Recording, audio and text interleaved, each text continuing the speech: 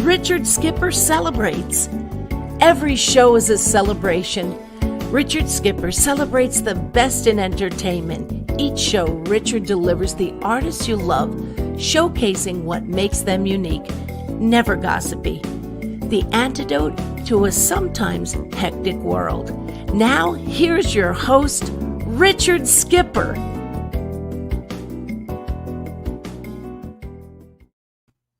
Happy Friday, everyone, and welcome to Richard Skipper Celebrates. For those of you who are here for the first time, welcome. My show is about celebrating. It's about celebrating life, celebrating art, celebrating artists, celebrating people, celebrating whatever we can find to celebrate in this crazy world we're living in. And we have to find something to celebrate. What a crazy week this has been. For those of you who are here in New York, some of us, a lot of us, have survived Ida, but there's been a lot of destruction and unfortunately loss of life. So I want to take a moment to pause and think about those people who are going through a very difficult time right now. And if any of you out there are able to help out in any way, by all means, do so. But I do want to celebrate, and I want to celebrate our wonderful guest today, because this is a woman who, when I think of Cheryl Benton, I have been living vicariously through you from the moment that you said yes to doing this show. And my God, what a life that you've led and that you are leading by example. You walk the walk, you talk the talk. You truly are a top tomato. So I have to begin there, and I'm wearing red in your honor today.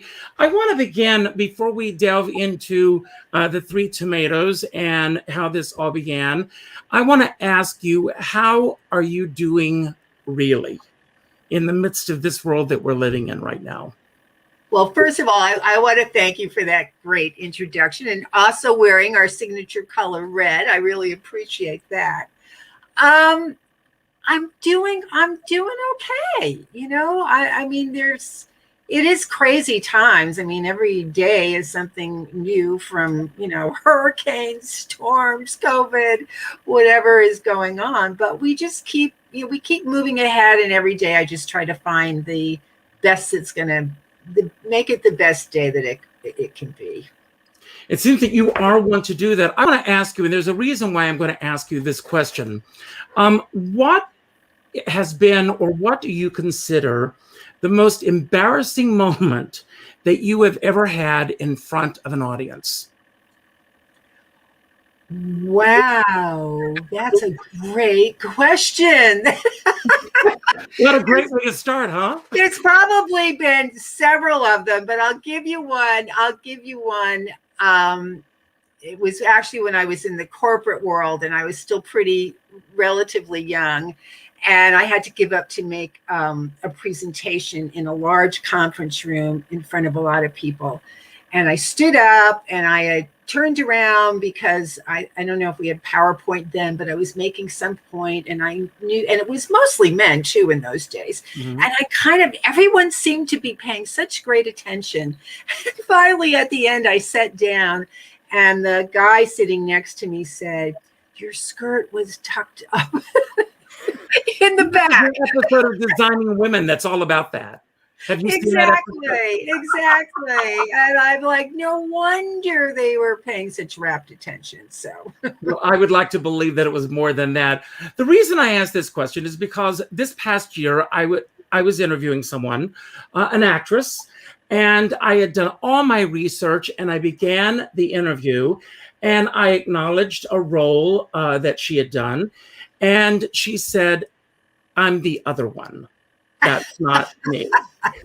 And I say this because as I was researching you, there was an interview that you did back in 2008, and the interviewer is asking all these questions and then began to ask you questions about another Cheryl Benton. And do you remember this? You really did your homework. Yes. Oh my gosh, it was the funniest. It turned out to be such a funny moment.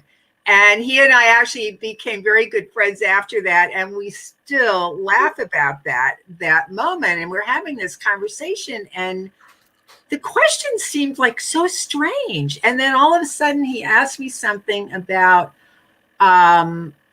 when I had been with the CIA. Like, and the head of the Democratic National Convention. Yes, I've never been in the CIA, and I'm not just saying that because I'd have to kill you if I told you. I really that's not me, right? But it was a funny, very funny moment. Well, if he happens to be watching, I want him to know he is not the only one that this has happened to. I mean, we do live in a world right now where, and this is a perfect example where people go online, especially nowadays, they see a headline and they believe that as being the whole story. And dig a little bit deeper, if you get to go there. But I'm going to go back and I want to get to know you a little bit better. I know you're a tomato, but today I'm going to think of you as an onion. And we're going to pull back these layers.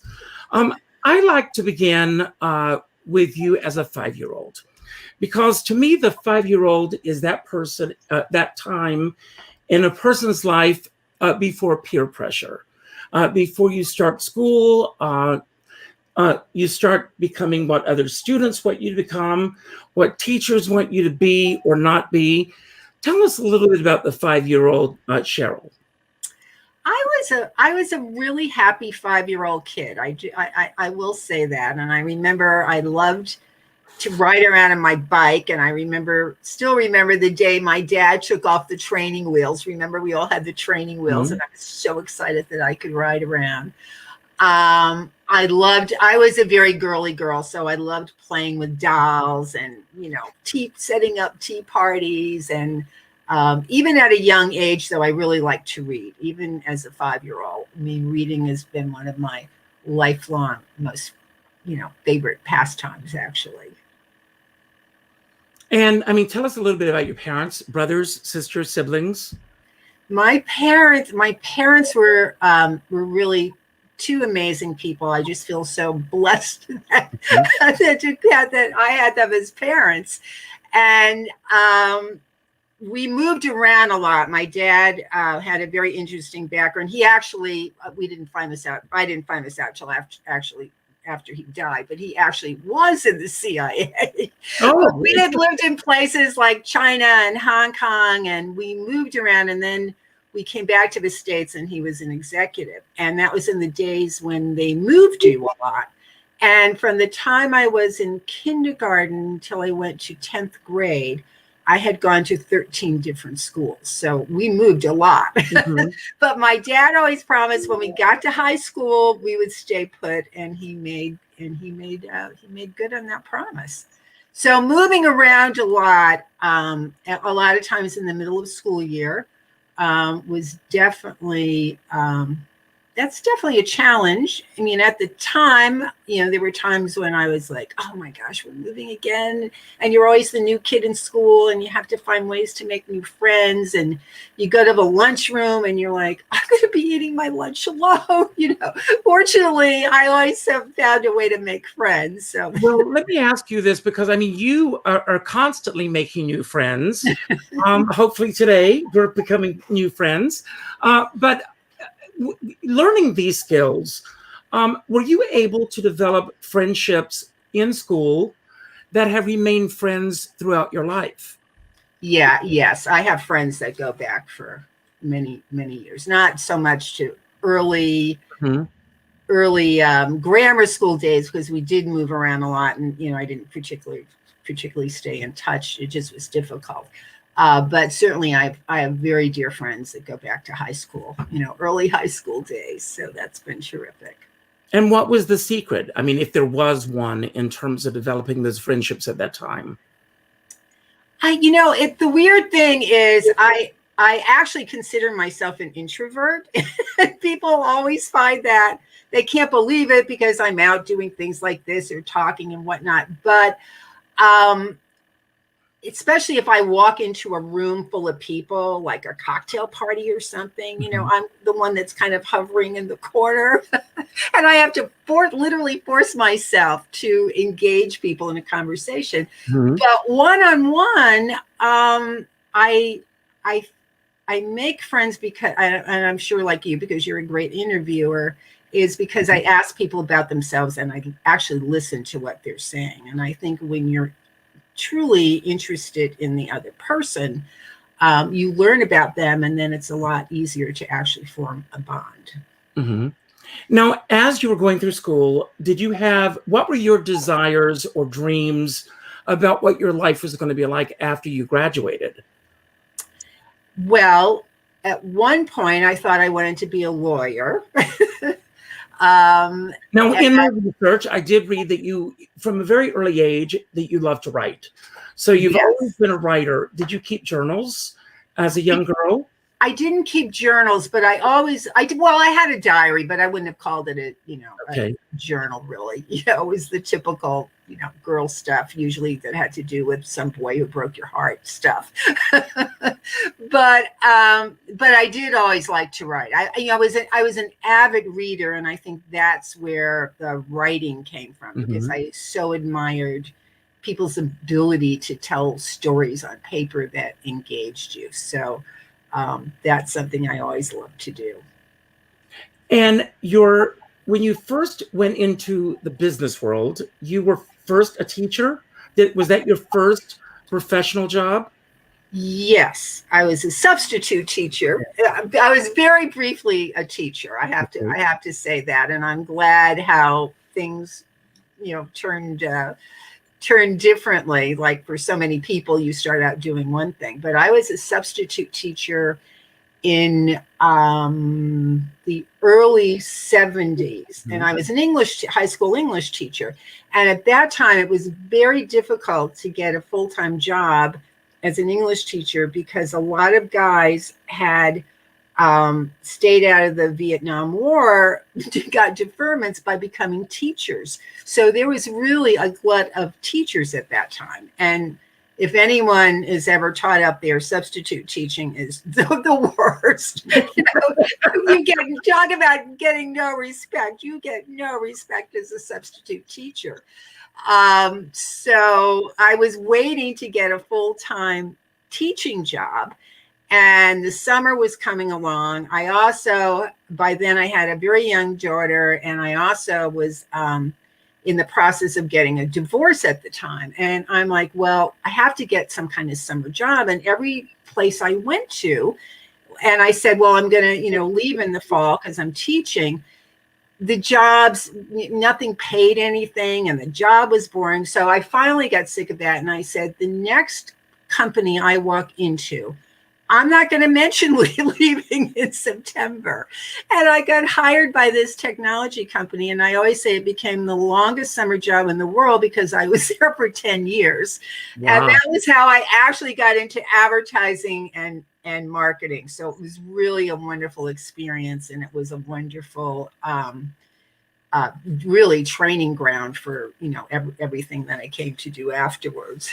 Now, I'm going to step back for just a moment. I look at these bizarre holidays on each day. And today is National, believe it or not, College Colors Day. So your college colors are brown, gold, and white because you went to Adelphi University. Why Adelphi? Why did you pick that college? Well, here's the story on that one. I was living on Long Island, very, very near Adelphi, however, but I really wanted to go to school in Virginia, which is where my mother's family was from, and I always loved it there. And I had applied to William and Mary. I actually only applied to 2 schools. I applied to William, it's a very stupid mistake, but I applied to 2 schools. One was William and Mary, and the other was Adelphi. I'm like, well, if that doesn't happen. So as it turns out, William and Mary they take a lot of in-state students, and they have a quota based on states and whatnot. So I was on a waiting list to get in there in January. So I said, well, I'll just go to Adelphi until I make that change. And that didn't happen. And I ended up actually getting my degree from Adelphi, which was great. It's actually a great school. So for 10 years, you are in an advertising company, but you are climbing up the ladder. Well, it was a technology company that I was working for those first 10 years, but I was in charge of all the advertising and then all the marketing. But I want to ask you, at what point does ambition, start to creep into your life and you become ambitious in terms of a career? Because you do become ambitious in your career as a woman, as a person, as someone wanting a career. You've got a daughter to raise. So when does the ambition begin in your life? It really happened in that first job. I always wanted to be good at whatever it was I did. I'm probably somewhat of an overachiever in some cases. So it really started with that job, and I was really, in terms of being a woman, it was the right place at the right time, because more and more companies at that time were really looking to promote women. This was a company, because it was in the technology business, so it was a very male-dominated company, but I found my niche with what I did, working for, I knew how to write and communicate. So it was perfect for doing what I was doing. And it was also at a time where they were looking to promote women. So it was exciting, and it was a great experience for me. And I had a lot of, male mentors along the way. That really helped me along. But I always sort of wanted the next level and the next level, and then what can I do after that? Yeah, I like to look at someone's life and career, as these paths and these choices that we take.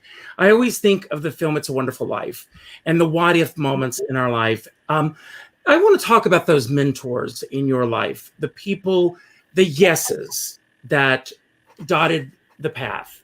And I also want to talk about the no's that dotted the path, and those choices that were made for you and by you that really shaped that aspect of the career that you had in advertising. If you could talk a little bit about that. Yeah. Well, I'll give you a great example of what happened that I think answers both those questions. So I had been in this company, which I really loved for 10 years. But I had gotten to the point where there was no place else for me to go in, there doing what I was doing. And I also really loved advertising, because we had advertising agencies. That was the first time I had experience with working with big agencies and seeing what was going on. And I got to the point where it just seemed so much more exciting to be on the ad agency side. And I'm like, that's where I want to be. So here I was, 10 years as an advertising marketing director, running big agencies. I started to go out to interview with some ad agencies. And it was very interesting, because they were like, well, you don't really have any experience on the advertising side, which I thought was a little bizarre, because I'm like, you can learn that. And then I remember I went to a very large ad agency in New York, and they said, well, you don't have experience on the agency side, but we do have internship programs, and you could come in on one of those programs. Well, these were usually programs where they hired people right out of college. I was a marketing director at a major company. I would have had to take a salary cut of, 75%. And I'm like, that is not going to work. So then I made the decision that I would start my own advertising agency. And we had in the company I was working for, we had 3 different divisions, and I went to each one of them and I said, I want to leave. I want to start my own agency. will you become my first clients? And they all said yes. Wow. So I started this ad agency on Long Island. The very interesting thing, and this was a big technology company at the time, once the word got out, all of a sudden my phone was ringing. Some of them were from some of these agencies who had said, no, you need experience on the ad agency side, who now suddenly wanted to be partners or wanted me to now come and bring this big account. So, which I said no to basically all of them. So I did my ad agency business for 10 years on Long Island. And then I got acquired. And the agency that acquired me was the very big New York City ad agency that had wanted me to be an intern 10 years before that. I hope everyone's paying attention to this. Yeah, so it was really great. And I ended up joining them, and that was how, and I ran one of their big divisions, and that was how I ended up in the New York City advertising agency business. That's amazing. What an amazing story. Now I'm going to pull something from your own press that you've got out there. When was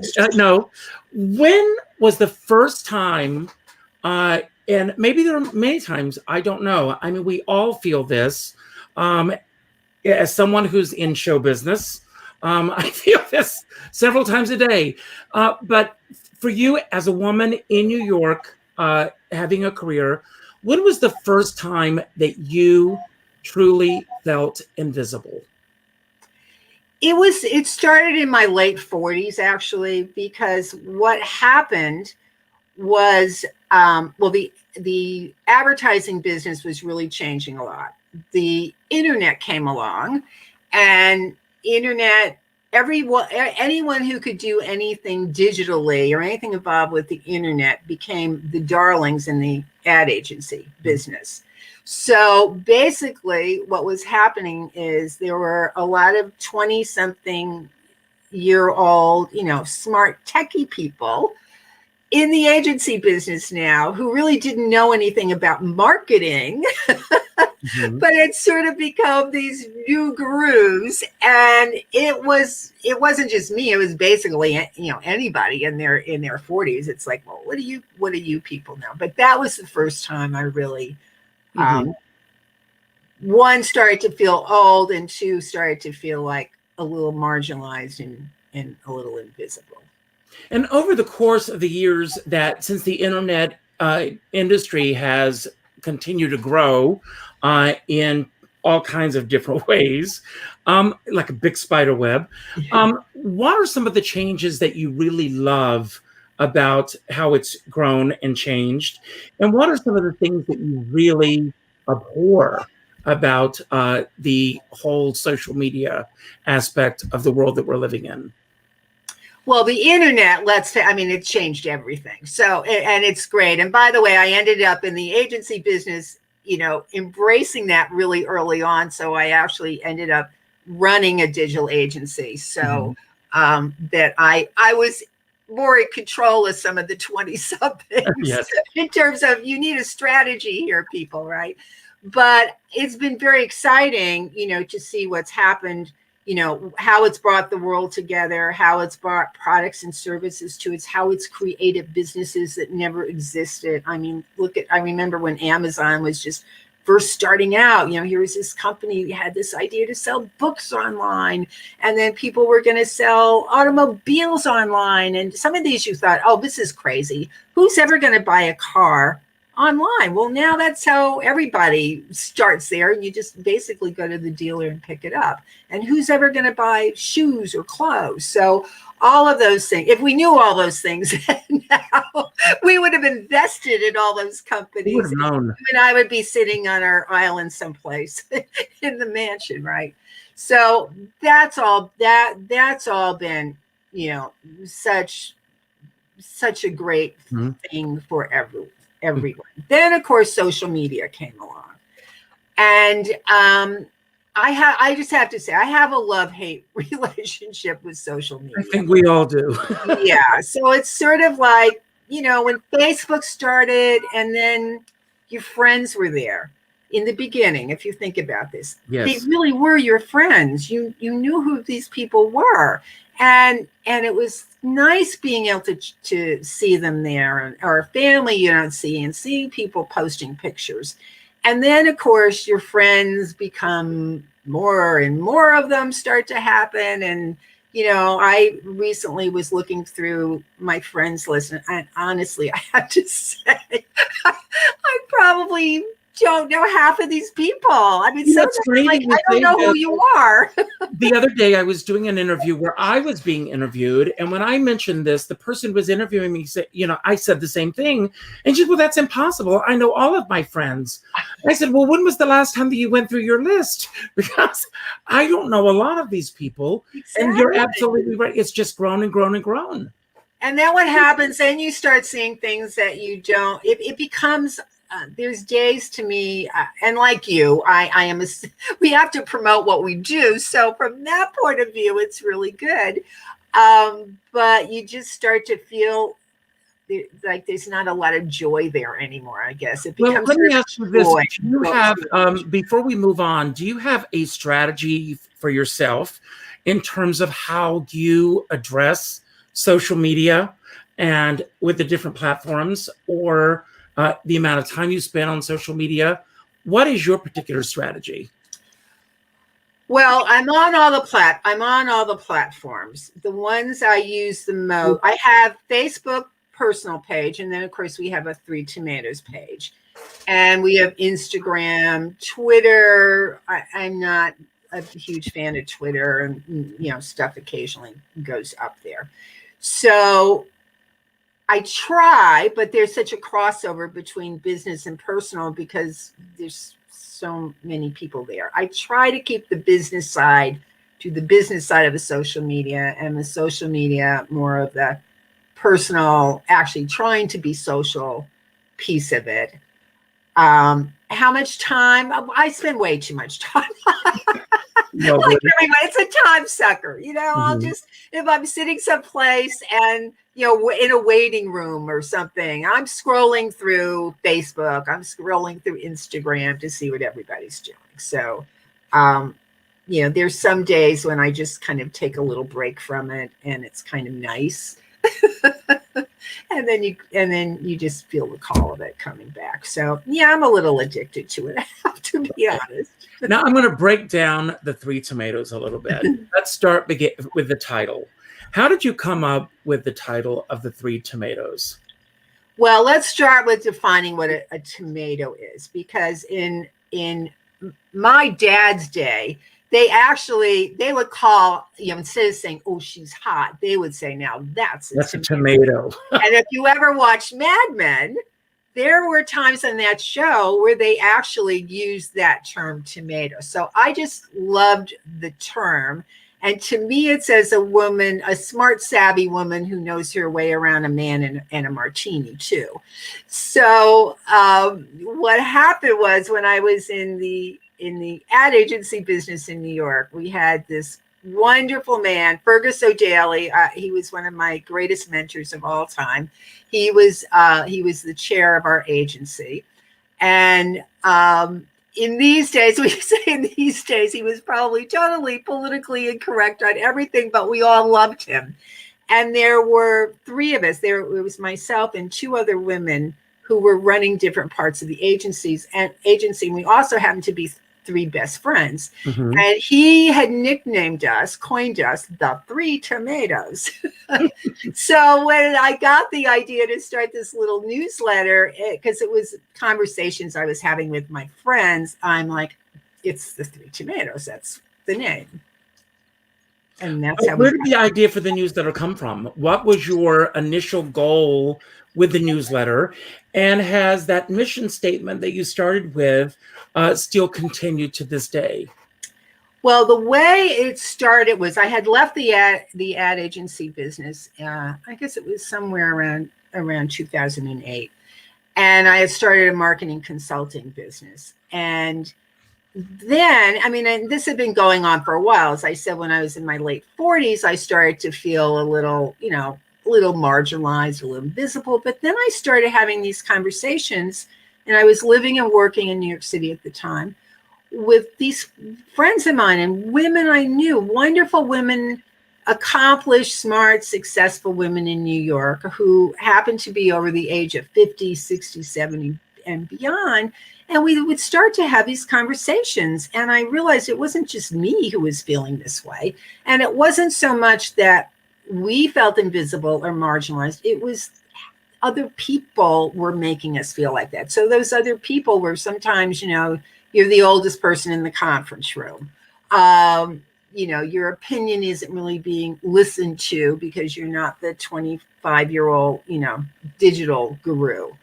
And especially from the marketing side, though, that was where we were really seeing it, because marketers, you fall off the face of the planet when you're over 45. Marketers just stop marketing to women. And to a large extent, they're still doing that, which is ridiculous because we have the most disposable income, way more than the 20-somethings.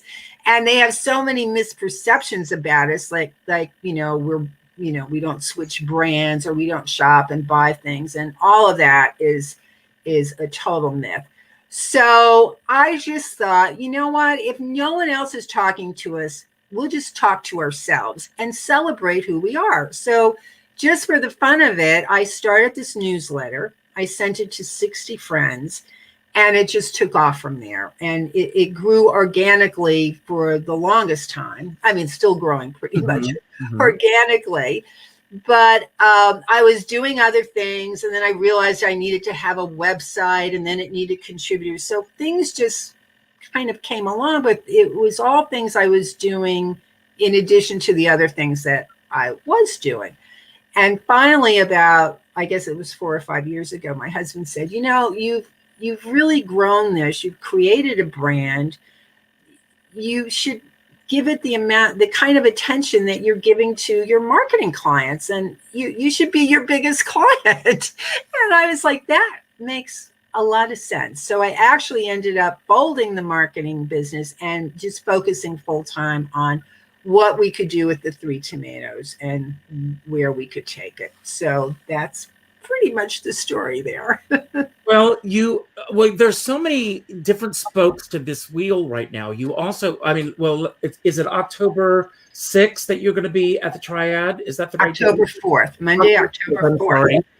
Randy Levine Miller is going to be hosting the talent show. Can you tell us a little bit about that show? And Tomatoes Got Talent. We also do a lot of events, and I have to say this is my most favorite event that we do. So it started the idea came up about a little over 8 years ago, and Randy and I were sitting at a bar actually having a glass of wine, and we had become friends, and she's so talented in terms of producing shows and the music industry and whatnot. And I kept thinking, what's some kind of event we could do together?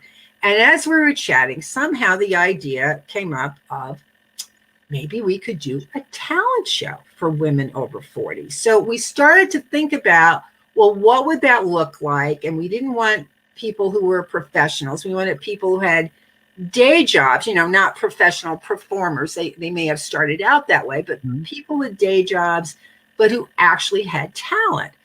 And then, so we kicked the idea around, and then we were like, well, would we actually get anyone to come out and audition, and where do we find them? But I always just like to jump in and do things, because I'm like, the worst thing that could happen is it doesn't work and you don't do it again. Well, here we are producing our 7th Tomatoes Got Talent show, which should have been last year, but we had to postpone the show. But it has, Richard, it's been so extraordinary. I don't know if you've been to one of the shows. I have. Absolutely. Yeah, I think you performed in one of them, right? You were our guest, one of our special guests one year. Yes. So what happens every year, we do auditions, and we select 12 women from that group. And we have celebrity judges and we crown one winner. But when we say everybody's a winner, I know it sounds like, kindergarten, everybody gets the prize, but everyone truly is, because these women step on the stage and they become stars. It is so inspiring. It is so awesome. They are so talented. And several of our past participants have gone on to win MAC awards. They're doing their own cabaret shows now. We had one of our finalists. Actually, she didn't make it to the finals, but she was on America's Got Talent. She actually was on TV with her audition. And it's given a lot of women who really had started out as professionals and, who went on to do other things, the courage to really get back on the stage and start performing again, which to me is like the most wonderful thing. So I just love it, because it really shows that, which is part of our mission and our motto at the Three Tomatoes, is you are never too old to give up on your dreams. You can still do the things you want to do. They might be in a different format or maybe some way that you hadn't envisioned it, but live your dreams. And we're so excited. So I hope we get a good turnout. It's a little challenging in these times to do a live show. And speaking of living your dreams, you have a new book that just came out recently. I do. It's actually the sequel to my first novel. The first novel was called Can You See Us Now? And the sequel is called Can You Hear Us Now? Now, tell us a little bit about the titles. And I know a little bit about why you came up with these titles, but I love, and here we are, there it is. Can You Hear Us Now? Why this title as a follow-up to the first title? Well, it's all about, it's a story that really celebrates women in midlife and beyond. And I was really inspired by all the women I talked about earlier, who I was inspired by to start writing the Three Tomatoes in the first place. And it's around the whole concept of feeling a little invisible and marginalized. So it's about being seen and being heard at every age and every stage of our lives, and celebrating who we are and leading really fulfilled lives. And, age is irrelevant. It truly is. So both the books center around the three main characters, Susie, Madge, and Trish, who've been best friends since their early 20s. And the first book, they're just starting to turn 50. And they were living fabulous, accomplished lives in New York. One was a top ad agency executive. One was a broadcast newscaster. The other had an art gallery. And then they start to turn 50, and, they get that art card in the mail. And a lot of, Susie's working for an ad agency with what she calls her 12-year-old boss, who, looks at her like she doesn't know anything. And, it's funny, excuse me. I remember a joke that Bill Maher told many, many years ago when they were looking for bin Laden. He said, send ARP to find him. Because that's a great line. Yes, they will find you anywhere. ARP will find him. Exactly. So then, Madge is like an anchor on a morning show, but she's kind of being pushed out because they want to move in a younger anchor into her spot. And Trish's life is totally turning upside down. Her wealthy hedge fund husband loses the whole hedge fund. So suddenly their lives are really upended, and they turn it into something very different. And they realize that they have a chance to really celebrate women and create. They interestingly create a media company called the Three Tomatoes. That's the only part of it that has anything that's not totally fictional, or somewhat fictional, or a little bit fictional anyway. And then it tells a story, their stories, and there's romance and there's all kinds of things going on, but they're bolstered by a wonderful group of friends who call themselves the Ripe Tomatoes, who, the characters range in age from 50 up into their 80s. So there aren't a lot of novels written where the main characters are dynamic women in those ages, which they all are, and their friends really bolster them and cheer them on. So at the end of the day, it's really a story about the power of our friendships. Mhm. And their story continues in Can You Hear Us Now? And it takes place 5 years later. And what is the time gap between the two books that you've written? I mean, how long did it take you between the two books? Can You See Us Now was published 3 years ago. Okay. What do you think has changed since in the time frame between the two books? What's changed? As far as society, do you think more women are being heard now? I do think they are actually, and I am really seeing I'm really seeing a lot of positive things starting to happen. When I started the Three Tomatoes, and that was somewhere around 2008, 2009, we were really one of the only people out there that had content on the internet, that was talking to this audience of women, over 40 and beyond. And there's other ones that have come and gone. We've survived. I'm very happy about that. But now we're actually seeing, one, there are more people in the space, but two, the way women are starting to be portrayed. You see more women, not enough still, but more women in TV shows, and like a show like Grace and Frankie. I mean, it's a wonderful show that celebrates older people as they are, and plus it's funny. And in fact, I love that Grace and Frankie, whose clothes are so great on that show, they have become icons for younger women. Teenage girls love their clothes. They want to know where can I where can I find those cool clothes? So that's a neat thing that's going on. There's also more products being created for women too over 50. Why do you think that we are still fighting ageism in this country? It's still, Bill Maher, who is one of my favorite people on the planet, he does monologues about this. It's still the one demographic that people still get away with in terms of discrimination. It is. It's the last of. I always say it's the last of the acceptable isms. Yes. And it's interesting because it's very prevalent in the U.S. I mean, it's much less so. I mean, France. I mean, they love older women. They revere older women. And you're right. It's not just women we're talking about here. I mean, ageism is ageism, and it impacts so many people. I think it's become. I do think a lot of it has to do with the media, very much so, and Hollywood and TV, and putting so much emphasis on young people. It's very hard to find advertising and commercials where you actually see yourself in that, if you're someone over 50, or see yourself the way you should be portrayed.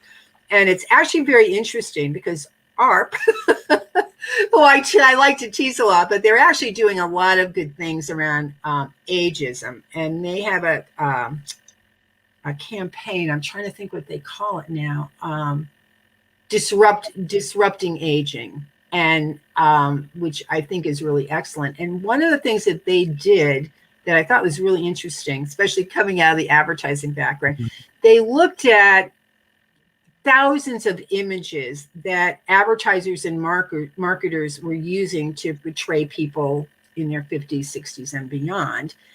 And most of those showed people not at all like we are. You didn't find vibrant people, and it was, the grandma with the bun and somehow looking feeble or like we need help.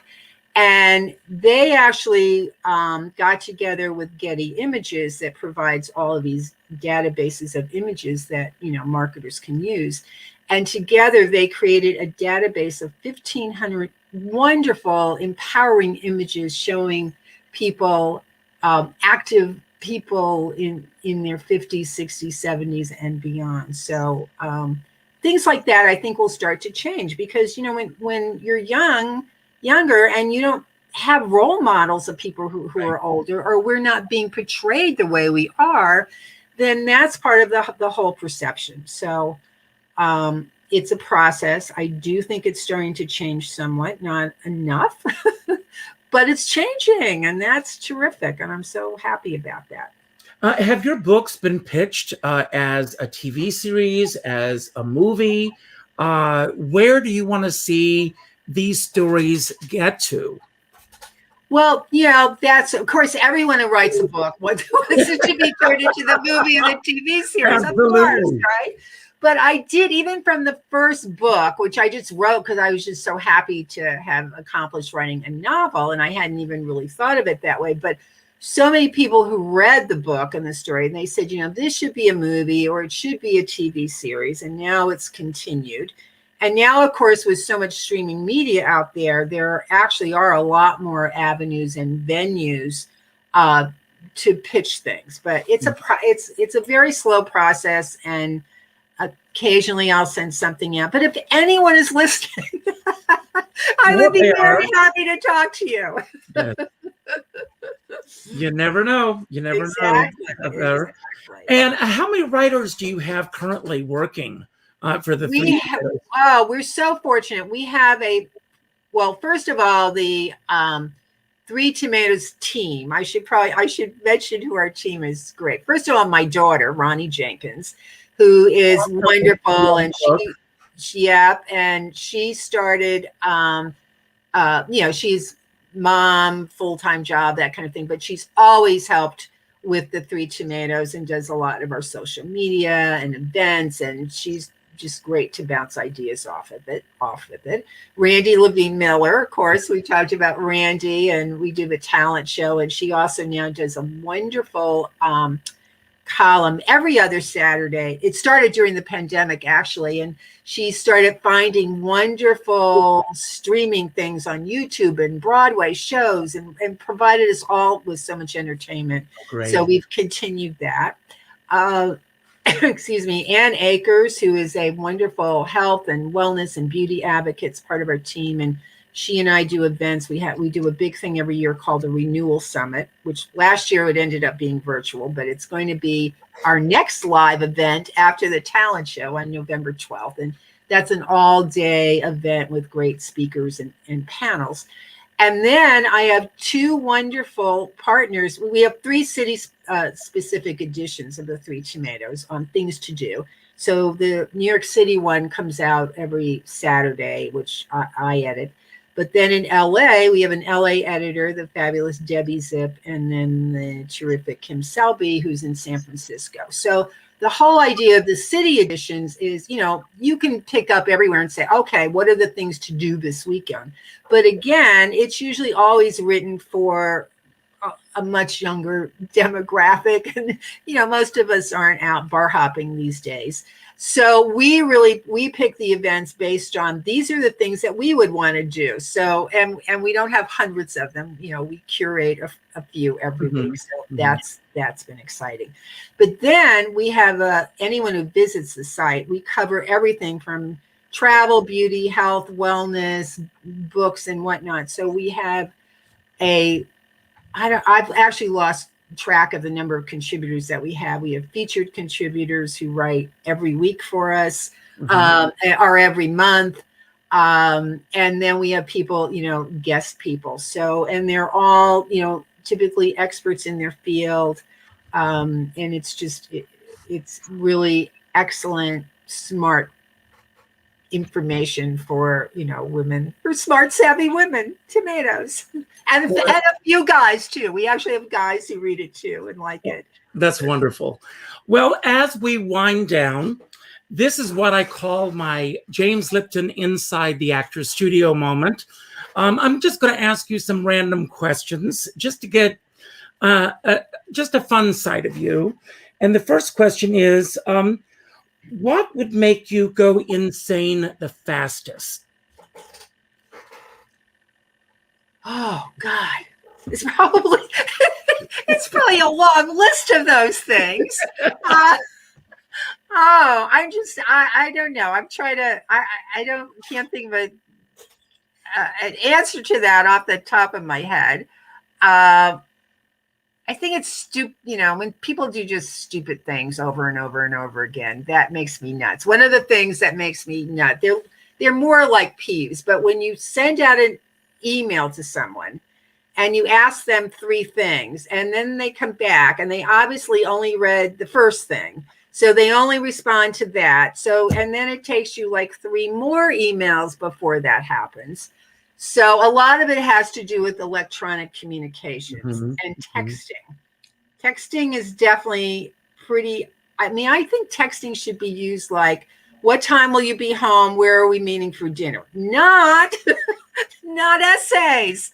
And not to mention all of the confusion and things that go on and things get misread. So those are some of the things that make me insane. I totally am on that same page. What was the quickest escape that you ever needed to make? Oh.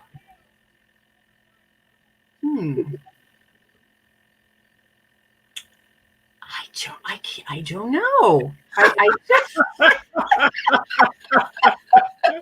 It's going to come to you in the middle of the night. It will definitely come to me, but I don't know. I mean, the only thing that comes to mind is 9/11, because it's coming up, and I was living in New York at the time, and anyone who was living in New York City at that time knows how what a difficult time that was for everyone. And I do remember after being in the city for 3 days, we were like, we have to leave. And we went to Vermont and stayed with some friends for a few days. So that was our escape from not having to deal with up close and personal stuff.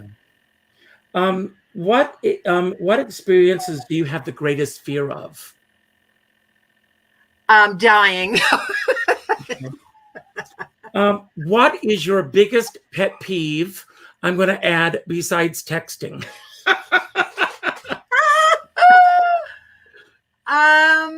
When people don't RSVP. Thank you. That's mine. Yeah, I don't know what's happened to manners, but they went out the door a long time ago. Yeah. What is the single greatest act of kindness that you have ever received from a stranger?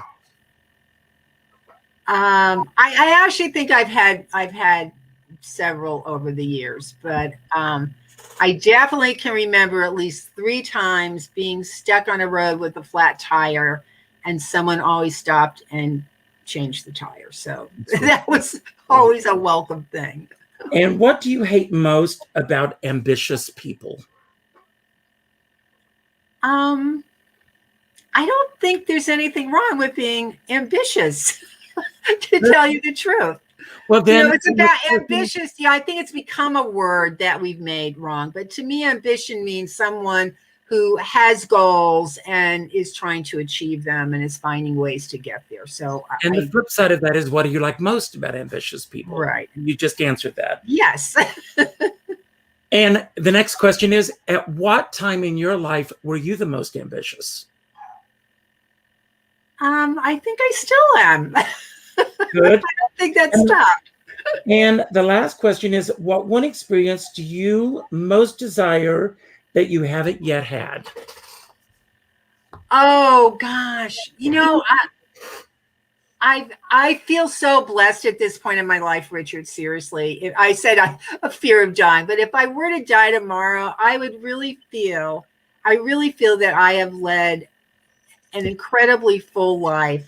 I've been very blessed with incredible friends, with an amazing family, a great husband, a daughter, 3 fabulous grandchildren. We've traveled the world. I'm doing what I love every day. So I just feel like one very lucky lady, actually. Do you still have the 2 dogs? Yes. Oh, good. We do. And they're both rescues too. So and we love them dearly. Don't go anywhere for a moment. I want to thank everyone for being here. I don't take for granted that you could have been anywhere else for the past hour. So if you were here, thank you so much for being here. It means the world to me.